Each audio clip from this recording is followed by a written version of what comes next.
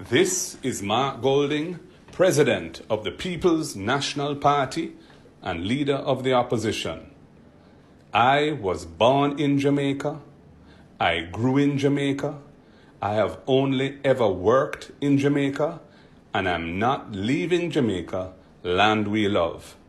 And I can tell you, I am not one of the illicit six, and my statutory declarations to the Integrity Commission have been certified and published for all years through to and including 2022, and my declaration for 2023 was filed in time by the March deadline in accordance with the law.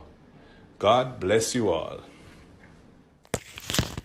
Alright, so for everybody that support the Jamaican Labour Party, there you go. There is Mark Golding passport. And I mean like all of Mark Golding passport from the expire to the expire to the expire to the expire.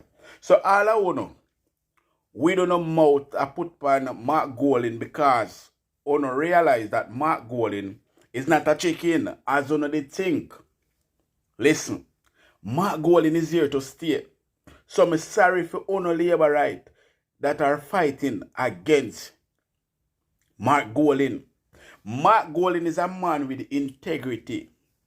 So for honor labor right, if you don't see it yet, rewind back the video, start it back from the front and check it out. You will see all of Mark Golding passport them. So, Darrell Valls, you with a big liar frowns him out now. Step aside. You need to resign, Darrell Valls. The people of Jamaica want you and Holness and Juliet and Everald Warmington. All of you step aside. You resign. Jamaican people tired of you. Talking about Jamaican people tired of them. You don't know about the Illicit six. You don't know the name them call. You don't know you say Holness name Xodus. You don't know you say Juliet name second list. You don't know you say Everald Warmington name third list. Hold on, me not go to all I name. You don't stick around. You don't stick around people for the full list of name of the Illicit six. Them can't hide again, you know. But bless up to my viewers and my subscribers them. Me hope everybody having a blessed and a wonderful evening. Now my viewers and my subscribers, remember, in everything you do, always put God first. In every and any situation, just always remember to call upon God. Always remember to pray, because a prayer day keep the devil away. Now my viewers and my subscribers, we have so much coming up inside this update, including a clip of when Holness spite Portia Simpson-Miller about the same Jamaican becoming republic. We have everything. Yes, so wait pound. People, make a run the intro and come back. We soon forward.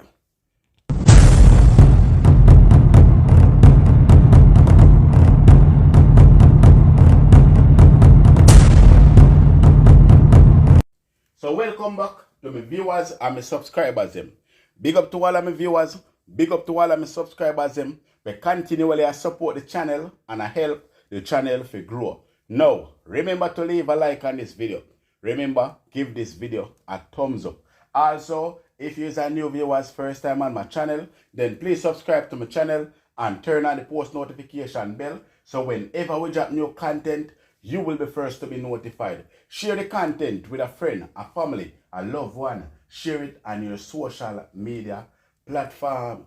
Now, my viewers and my subscribers, I have been out for a few days now because of bad sinus. But I am here again. Them can't silence me. We are going to forever be here speaking the truth against the wicked.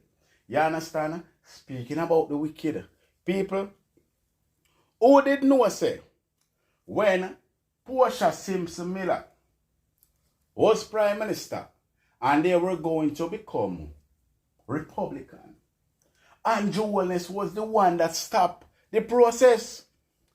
Yeah, man. And Holness was the one that stopped the progress.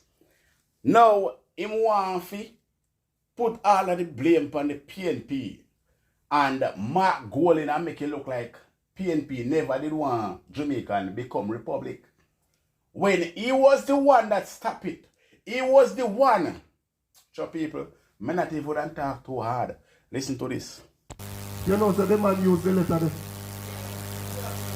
He used the letter and dashed out Arthur Williams and Chris Tufton out of Parliament. The matter went to the court. And the court said it was unconstitutional. You can't do that. Put them back in there. He have to take out Nigel Clark and Railweed and put back Arthur and Tufton. But if you remember, there's something going on. When the court ruled against Holness, Holness got church and saying sorry. And the week after him appeal it. You know what I'm saying, man? In a God house, he go saying sorry about it. In a God house, the man go turn up and say sorry. And by the next week, he appealed the decision. A wicked, enough. He then put the Chief Justice on probation. Now, if any one of you in your own any form of business, you know when you put somebody on probation. Now, all I want to know what Dayton Campbell talk about. He's speaking about the time when Portia Simpson Miller wanted Jamaica to become a republic, but Andrew Holness didn't want that. So what he did, he print some letter of all the Jamaica Labour Party members sign that letter. So any one of them go sign the constitutional reform, him would have kick them out of the party. And that is where him kick Christopher Tufton and Arthur Williams out of the Jamaican Labour Party with fake letter. You know, hear me talk about it already. But people, check out this video now. JLP party remember this. JLP is sticking to its guns. The JLP remains staunchly against the government's attempts to do away with the UK Privy Council and accept the Caribbean Court of Justice CCJ's appellate jurisdiction.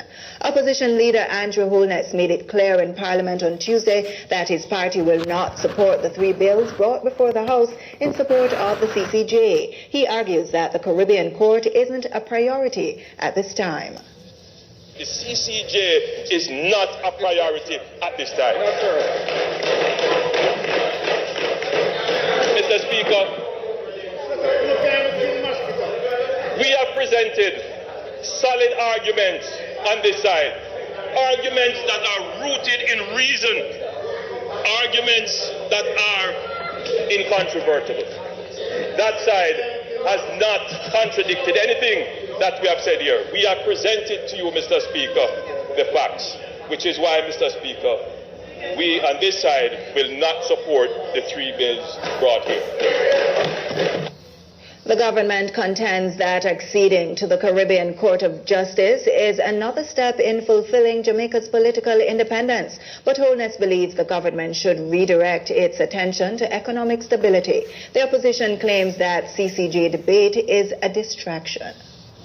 The Jamaica Labour Party is about the economic development of this country. It is through our economic independence that we will truly gain and be able to say that we are politically independent. I've said to the people of Jamaica, do not be fooled by these arguments. You are not going to get any more recognition when you step into someone else's country because you have a Caribbean Court of Appeal. You have to solve your economic problems here and now, so that when you stand up in the world, you can say Jamaica is a country that has conquered crime. We have high growth. We have good education.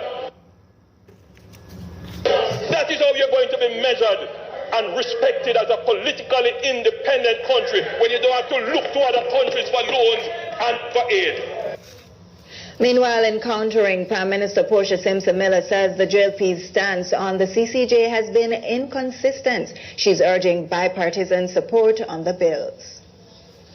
Any member of this honorable House who is not prepared to record his or her positive vote in favor of these bills is not acting in the best interest of the people of Jamaica. About 3 months before they vote on the CCJ bills. The bills have been before the House since 2012 and require two-thirds support in both houses of Parliament. The government has a solid two-thirds membership in the House of Representatives. However, they would need at least one opposition member to ensure passage in the Senate. Legislators will vote on April 28. The opposition and all of us have 3 months to think on these things. I invite the opposition to take a principled approach. Mr. Speaker, this is 3 months in which to place ourselves on the right side of history or to be condemned to the dust heap of history concerning this matter. 3 months, Mr. Speaker, to lift up our people and to empower them to enjoy and to be able to exercise fundamental rights that our national heroes struggled for, and to set out on a path that we have carved out for ourselves. Now, I wonder if you see who really no mean Jamaica no good. That's why when you hear Holness and the Jamaican Labour Party attack, you know, if you run them with people, you know, if you run them with because they are a bunch of liars and hypocrite. And that's why I always come with receipt, you know. Me always come with my receipt them, so nobody can say a lie, me I tell. But we all know, say the Jamaican Labour Party is the wickedest party. And look how the people them make it look like, say, PNP never did want to step away from the Queen.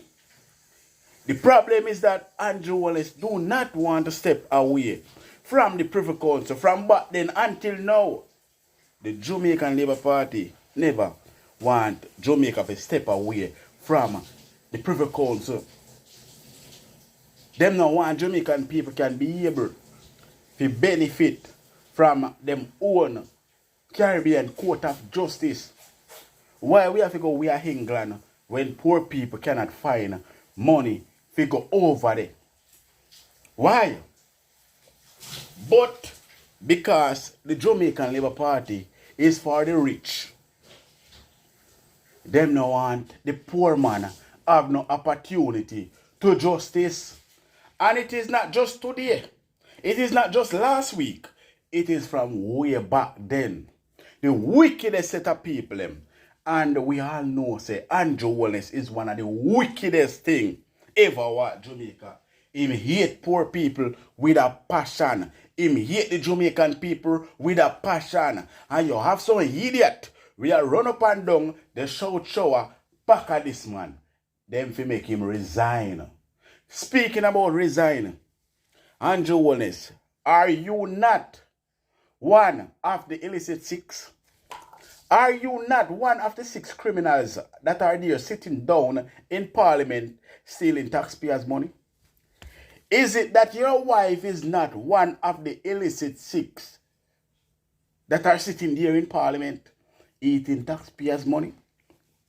Holness, you are Andrew Wheatley, Floyd Green, Everald Warmington, your wife, all of you under investigation. You are a part of the illicit 6. And that's why you put on Gaga upon it. So you remember them cannot speak about it. But people, I think I should let Dayton Campbell from the People's National Party call out all of the names them. So you can have a better understanding of what I'm talking about.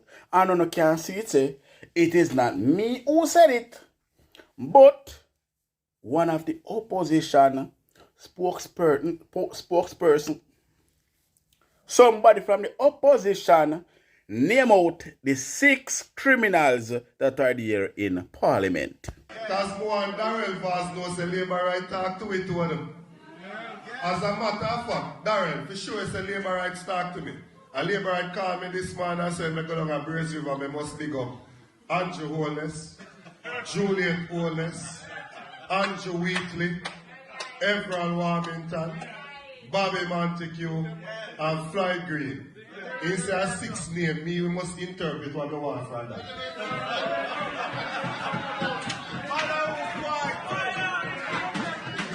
Hold on. And the information minister can't say nothing to me because a labor right tell me so. Me don't break no law. So she said, because a labor right tell me so. So there you have it, my viewers and my subscribers. The 6 criminals that are there hiding under the table in Parliament, although them not hide because they mean they're big, bad and brave. And that is why Holness run for the Republican thing. In one Jamaica and go Republic. So, they can change the constitution. So the 6 criminals won't get figure out prison. He might hurry this thing for Jamaica become a Republic. So, them can change the constitutional. Them can change the constitution. So, the 6 criminals wouldn't go in a prison. Andrew Holness wouldn't get caught up. His name wouldn't get dirty up. Because he wouldn't change the constitution. People, me hope you take lesson, you know. Me hope you learn what go on in this thing, you know. So this is the reason why Andrew Holness hurry the PNP. If hurry up and sign. But Mark Golding, if you want Jamaica have you up, take yourself and sign the constitutional reform. If you want the Jamaican people to have you up, Mark Golding, take yourself and sign the constitutional reform. We want to know who are the illicit 6. Even though we know already, we still want Andrew Holness and Juliet Holness table the report in a parliament. We want that to happen. Now, speaking about naming the illicit 6, who remember when Bobby Montague did a laugh after Mark Golding and they said the JLP must cherish him, nourish him, and take care of him because he might go be Andrew Holness beating stick. Now, look at it now. They're trying everything to degrade Mark Golding. And if you don't understand what I am talking about, my viewers and my subscribers, as I said to you, I am a man with receipt. Because, you know, enough people love to talk about fake news and this and that. I'm going to come as of a spread. No fake news. Anything you hear me say, I saw it go. Anything at all where you hear me say, I saw it go because me not go around corner and talk when me attack. Me just speak the truth.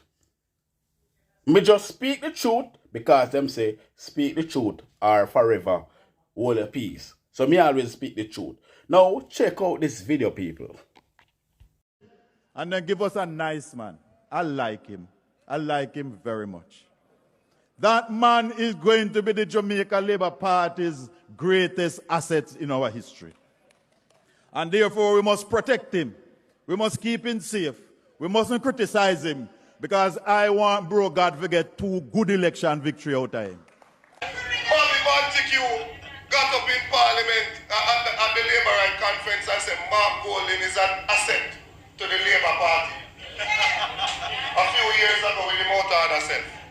Him said Mark Golding is an asset to the Labour Party. All of a sudden when they get a beating now, all of a sudden them a run now and I tell you say he can't run because him a this and him a that. If him a British, if him a Australian, if him a Jamaican, it don't matter why big. When you call the election, we are going to put the X squarely beside the head and send Mark Golding to Jamaica House of the President. Now, these labor ranks, they feel like I say, Mark Golding was a walkover. But me did tell you a long time, you know. If you go back, go check out my video them, you can see what I tell you say. Mark Golding just want to settle down because Mark Golding is a powerful man. Mark Golding is someone like Michael Manley. Me tell you already, you know. But I don't feel like a joke me did I make. Them can't run up on Mark Golding because Mark Golding now bow to no foreign government. Mark Golding different. Mark Golding is like Michael Manley. And that is why Mark Golding give Andrew Holness and the Jamaican Labour Party a piece of whipping in the local government. In the meantime, PNP President Mark Golding says he remains focused on what he's termed the real issue at hand, which is to ensure his party forms the next government.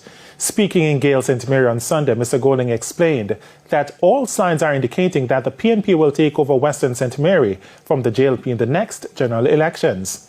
And in urging supporters to ignore what he described as the noise in the political arena, he explained what he believes people should be concerned about.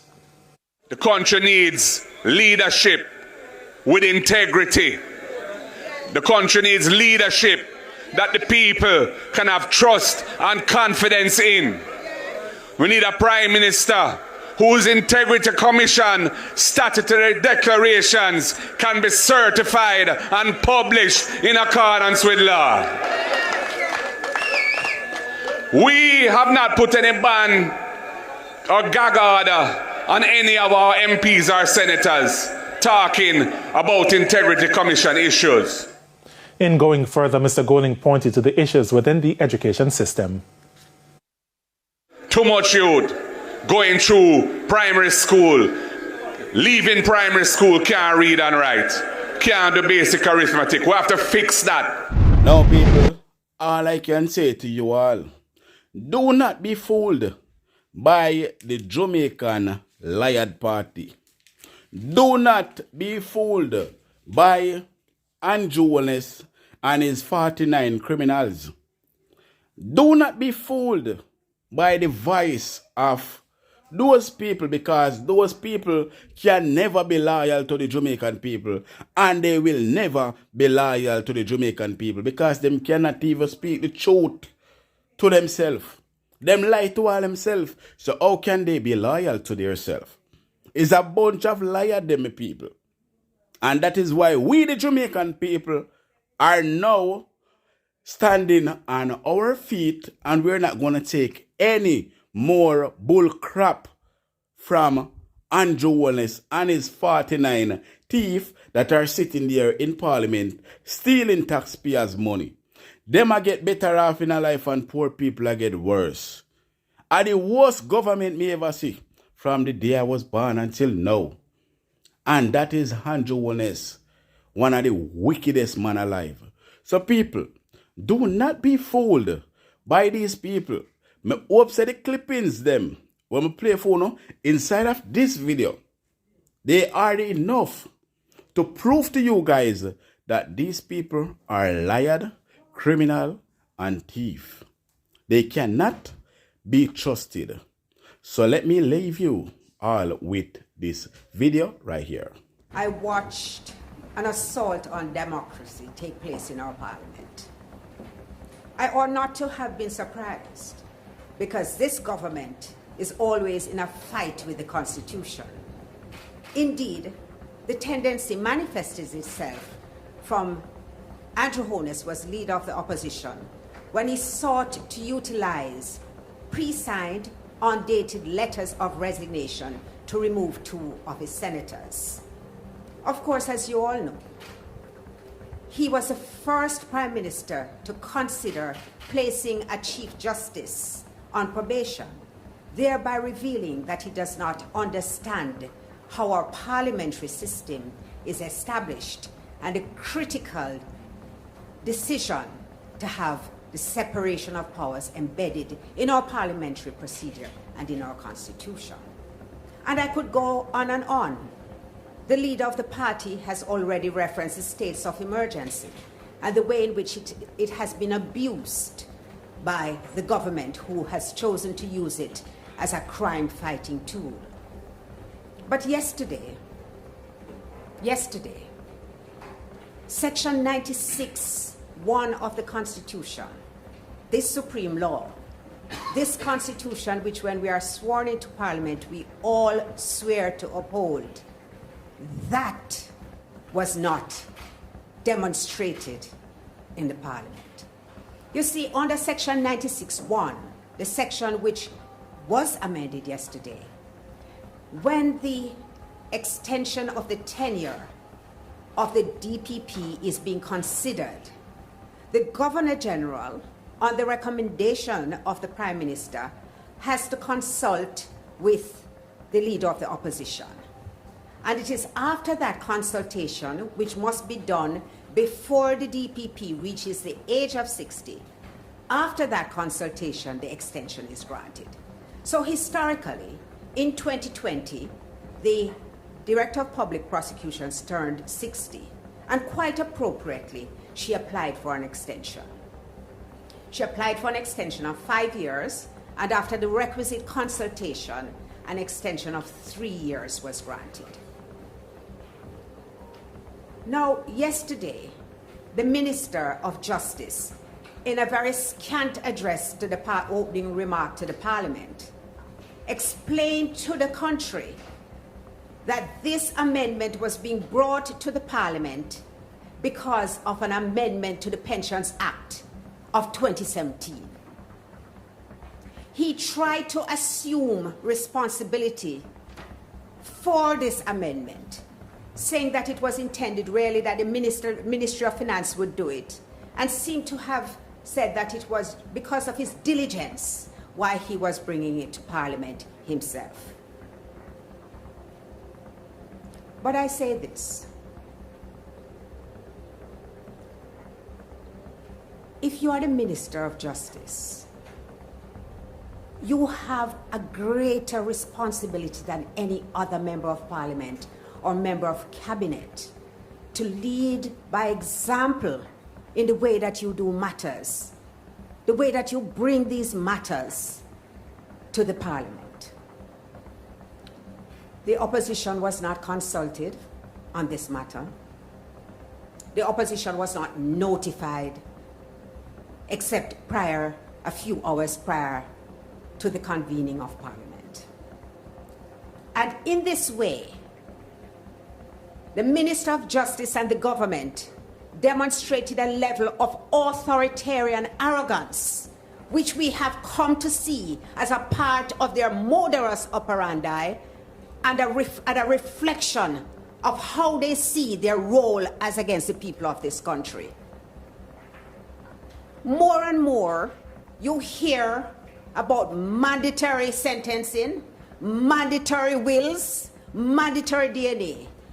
And this government is determined to impose itself into every aspect of the life of these people. And that was manifested yesterday when they attempted to change the law to do a constitutional amendment without any consultation at all with the opposition. And let me tell you why it's so significant. The powers of the DPP are vast. The Director of Public Prosecutions can institute and undertake criminal proceedings against any person before any court other than a court-martial in respect of any offense against the law of Jamaica. The DPP can take over and continue any such criminal proceedings that may have been instituted by any other person or authority. And most significantly, the DPP can discontinue at any stage before judgment is delivered any such criminal proceedings instituted or undertaken by himself or any other person or authority. So these are the kinds of powers that a DPP has. And in the context, as the leader said, of events which we imagine are going to unfurl before the country, one has to wonder why the matter has been approached in this manner. You see, the Pensions Amendment Act was in 2017. The first application for an extension was in 2020. There was the opportunity to have implemented the requirements of the Pensions Act. And we could have engaged in a discussion, the opposition and the government, and we could have then dealt with the extension to bring it in line to what was happening with other public officers. That was not done. 2017 to 2023 is 6 years. There has been no discussion about this extension. The Constitutional Reform Committee was established in March 2023 and has been very active, meeting sometimes twice for the week, has been engaging persons, the citizenry, in a discussion on the road, hearing their views as to how the Constitution should be reformed, what sort of constitution they would like to see in Jamaica. This was never put before the Constitutional Committee. So then, it is reasonable for one to ask, what is it that would lead the government to take a decision that at the very last sitting of the Parliament, without any discussion with the opposition, without any consultation, without any discourse, without placing it before the Constitutional Reform Committee, why was it so urgent that it be done now? The Director of Public Prosecutions is expected to demit office on September 20, 2023, which is when the 3 years would come to an end. Is that why? Is this a specific action on the part of the government to ensure that the Director of Public Prosecution remains in place? And if so, what must the country interpret this as being? Because surely there must be competent attorneys in the office. Surely the assurance which was given in 2020 by the government that a succession plan would have been put in place, they must have kept their word. So what is the urgency? Why this matter has been brought to the Parliament at this stage and in this manner? Let me be clear. The opposition would have welcomed an opportunity to have discussed the matter with the government. We believe and we uphold the tenets of good governance. Our desire is to always ensure that the public retain and maintain a comfort and confidence in certain offices, significant and important offices in this country. And we would have liked to have participated in an analysis. Say, for example, we could have advanced the view that these offices should now have fixed terms, that is the way in which the world was moving. We could have said that, yes, there we have no objection, and imagine what the country would have seen if the government and the opposition had gone to the Parliament with a united view. You know, Minister Chuck said in an interview on which I was on this morning that if they want to agree, they agree, and who want to disagree, disagree. I am mortified that this is a view that he takes of our democracy. And it makes me wonder if this country is indeed in safe hands, or if the ship is being steered by those who have utter contempt for the people. Because when you dismiss the opposition like that, and you say they agree, they disagree, they disagree, what you're really telling the country is that their views do not count, that it does not matter how they perceive of things, because the government is going to do whatever it wants. And I have to ask those of you who are listening, is this what you want? Is this how you want to see the government function? Is it how you want to see your nation governed?